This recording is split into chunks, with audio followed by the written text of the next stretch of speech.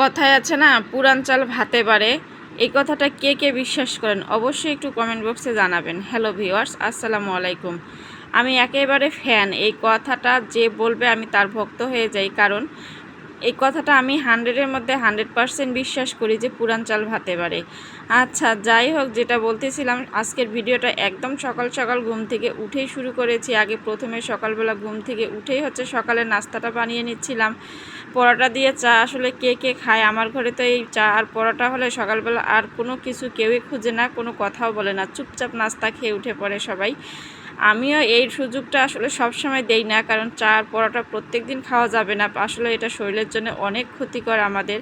আর কী করবেন, বাচ্চারা যে বোঝে না, না করার তো কিছু নেই। আসলে যেটা বলতেছিলাম না, যে আসলে পুরান চাল ভাতে বাড়ে, আসলে এই কথাটা কেন বললাম, এই যে আমার কড়াইটা আজকে দেখতেছেন না, এই কড়াইটার বয়স কত জানেন? আজকে 15টা বৎসর এই কড়াইটার বয়স। আমার যখন বিয়ে হয়ে গেছিলো, বিয়ে হয়ে যখন আমি শ্বশুরবাড়ি থেকে ঢাকায় চলে আসি, তখন আমি আসার আগে আপনার ভাইয়া এইরকম 3 সাইজের 3টে কড়াই কিনেছিল।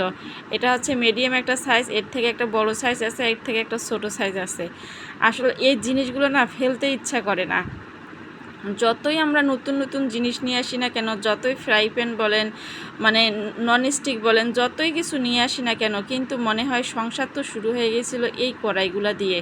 তখন তো এত ননস্টিকের প্রচলন ছিল না, এই ননস্টিকের প্রচলন তো এখন চলে আসছে। কিন্তু তখনকার সময়, আজ থেকে 15-20 বছর আগে কিন্তু এই কড়াইগুলোই ছিল।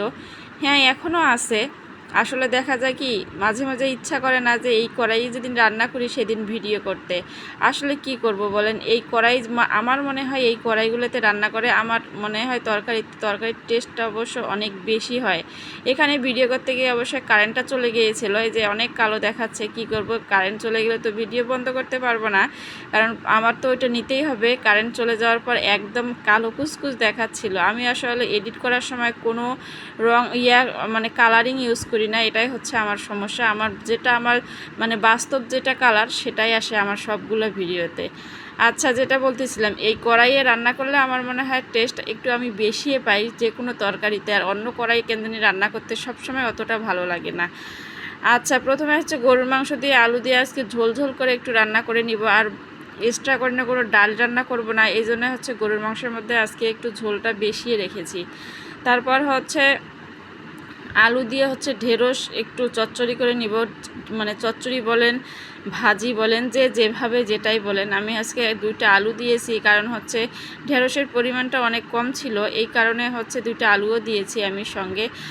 যেটা বলবো যে ভাজি করার সময় ঢেঁড়স, অনেকে বলে কি যে ঢেঁড়স ভাজি থেকে এই যে আঠা আঠা একটা যে পিছলা পিছলা ভাব সেটা আসে, সেটা যেন না আসে, সেজন্য হচ্ছে প্রথমে যে কোনো কড়াই হোক, ফ্রাই প্যান হোক, দেওয়ার সময় তেলটা একটু ভালো করে গরম করে নেবেন। তাহলে হচ্ছে দেখা যায় কি নিচে আর কি ভাজিটা লেগে যায় না। এটা যদি করা যায় তাহলে ভাজিটা আপনি নিঃসন্দেহ কড়াইয়ে করতে পারবেন এবং হচ্ছে ফ্রাই প্যানও করতে পারবেন। আর যাদের ঘরে ফ্রাই প্যান আছে তাদের তো কোনো সমস্যা নাই, আর যাদের কড়াই আছে তারা হচ্ছে তেলটা একটু ভালো করে গরম করে নেবেন। তাহলে দেখা যায় ভাজিটার নিচে লেগে যায় না, খুব তাড়াতাড়ি দ্রুত এই ভাজিটা হয়ে যায়। আজকের ভিডিও পর্যন্ত। সবাই ভালো থাকবেন, সুস্থ থাকবেন, আমার জন্য দোয়া করবেন।